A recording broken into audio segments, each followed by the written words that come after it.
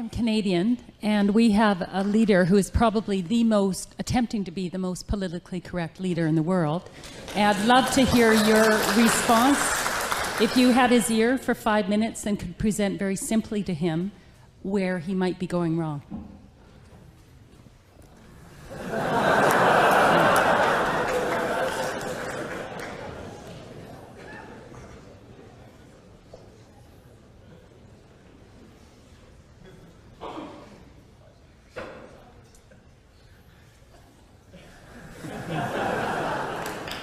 Well,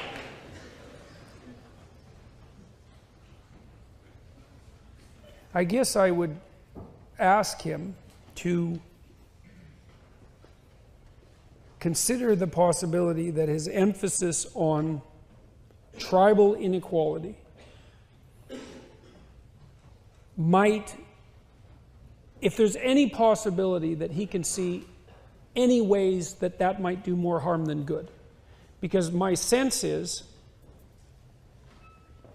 that the idea that harm might come out of that is never an idea that's even considered. I certainly don't see that in our provincial government, for example.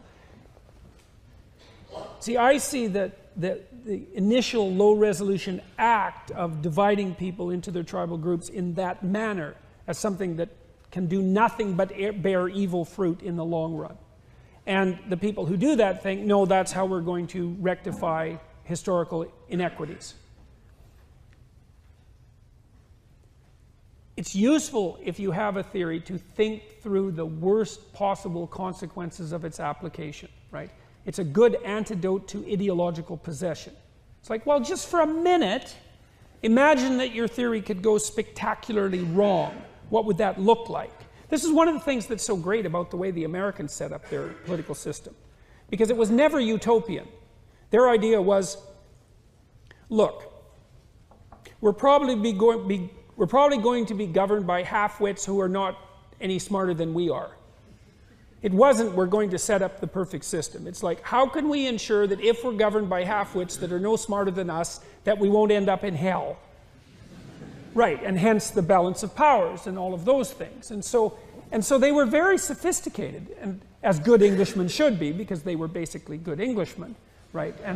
Well, they came out of, they absolutely were, you know. I mean, America's freedom is a manifestation of the deeper freedom of Great Britain. Anyone with any sense can see that. So it's just true historically. I mean, maybe the Americans codified it in a creative manner, and good for them, but the fundamental traditions were already laid down. They had enough humility to think through how things could go terribly wrong, even if they had good intentions. That's the mark of someone who's wise, because it's way easier for things to go wrong than it is for them to go right. And maybe it's even more important that we are careful about how things don't go terribly wrong than we are to be too concerned with making sure that they go right. Because hell is a long ways down, and we can only make things so much better. So I guess that's what I'd ask him. It's just think it through. We're tribalizing our perceptions. Can you think of any ways that might not work out so well? And then how would you mitigate against that? The wise social science, one of the reasons that I'm a traditionalist, let's say, because I'm not really temperamentally suited to be a conservative, despite the fact that I identified myself as the only extant right-wing psychologist. That was a joke, primarily.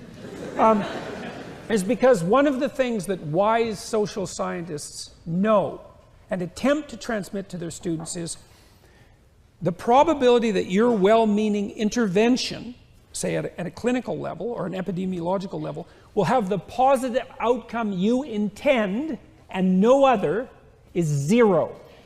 In fact, the highest probability is that it will kick back against you and make things worse. So you bloody well better be sure when you implement your well-intentioned intervention that you lay out a measurement strategy to determine what the consequences of that intervention are, because they're very unlikely to be an improvement. That's especially the case if the system is already working well. Because if it's already at 85% optimal capacity, moving it up another 5% is really hard, whereas making it work 50% worse, it's like any fool can manage that. So when things are working, be very cautious about what you do radically to fix them, because you don't know what the consequence of your intervention is going to be. And so that's another thing that I might suggest. Caution. And to the degree that I'm a conservative because of my apprehension of my own ignorance. It's like, first do no harm. That's also why in my public lectures I counsel people, let's say, to put their own house in order. It's like, you're not going to hurt anyone by doing that, right? All it's going to do is make you a little less chaotic and horrible. And then maybe you'll be of a little more benefit to your family. That might be a nice thing too. And then maybe you could dare to, extend a tentacle out beyond that and tap something in the real world gently. Well, that isn't what we're taught in universities. We're taught that, well, you're 18 and you can see what's wrong and you should think up some ways of radically transforming the economic system. It's like, right. All right. Thank you. Your area, Canada, you're in Toronto right now, and Justin Trudeau, he interrupts a woman at a town hall. She's asking him a question, and he didn't like one of the words that she used. Listen to this soundbite, and then we'll get your reaction. All right. So that's why we came here today to ask you to also look into the policies that religious charitable organizations have in our legislation so that it can also be changed, because maternal love is the love that's going to change the future of mankind. So we'd like you to look we like to say people kind, not necessarily mankind, because it's more inclusive. There we go, exactly. And the crowd roars. Yeah, well, it's quite the performance. I mean, I'm afraid that our Prime Minister is only capable of running his ideas on a few very narrow ideological tracks. We saw the first evidence of that when he put his cabinet together. He insisted upon making it 50% women, despite the fact that only about 22% of the elected MPs were women. And it was easier for him to do that than it was for him to screen people for the sort of competence that would actually be necessary to be cabinet members. So we've seen a fair bit of this behavior, but that was the most egregious example, I suppose. When I look at Trudeau, there's a couple of things that I see. I see someone who hasn't grown up. I mean, one of the most appalling things about the budget, as far as I was concerned, is that it provides ample evidence, if such was not sufficiently provided already, that Trudeau is exactly what you would be afraid of if you were afraid of him. He doesn't have an answer to a problem that isn't overwhelmingly predictable ideologically. It's like you don't even need him. You just have to run the ideology. It has the answers. What's the big problem? Equity between men and women. It's like, sorry, that's not the big problem. That's not even, you're not even scratching the surface of the problem with that approach. And your solutions, it's like you can learn those solutions your first week in women's studies. They're not solutions. They're the sorts of solutions that children toy with when they have no idea what they're contending with. Yeah, well, there's not a lot there, I'm afraid.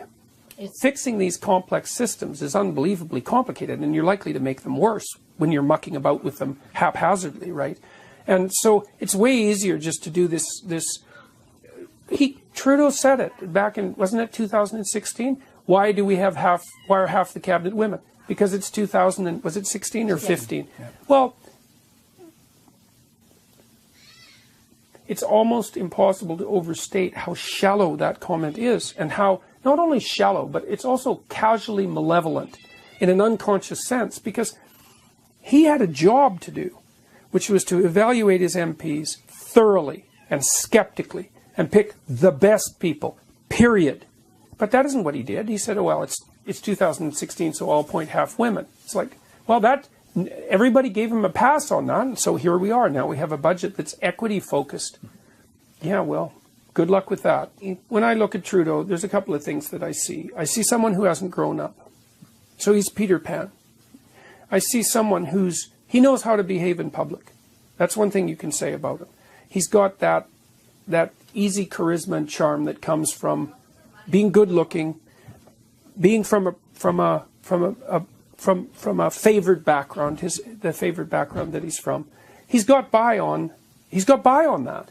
And the reason I believe that is because I don't believe that if he had any true character that he would have run. because he ran on the strength of his name, and he hadn't earned the right to do that. But people elected him, so here we are. And this is what we get. I mean, he pulled out the ideological card when he formulated the cabinet, and Canadians all went, "Oh, isn't that cute?" It's like, no, it's not cute.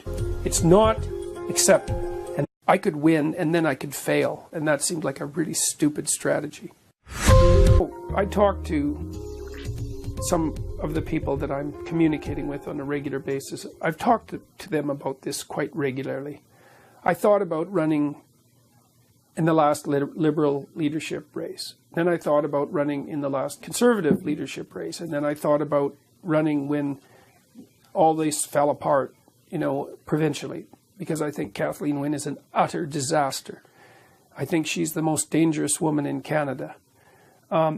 And the Conservatives are in terrible disarray. But, you know, I thought it through. I thought, look, well, let's just take the situation with the power grid in Ontario. It's a mess. All right, so if I felt that I would be able to do something credible about that, let's say, that would probably be 6 months worth of 16-hour-a-day study, non-stop, just to understand it. It's like, I'm not prepared. You know, it's a hard job. If you take it as a job, if you're serious about this, you have to understand it. And like the hydro grid is just one small corner of the complexity of Ontario, let's say.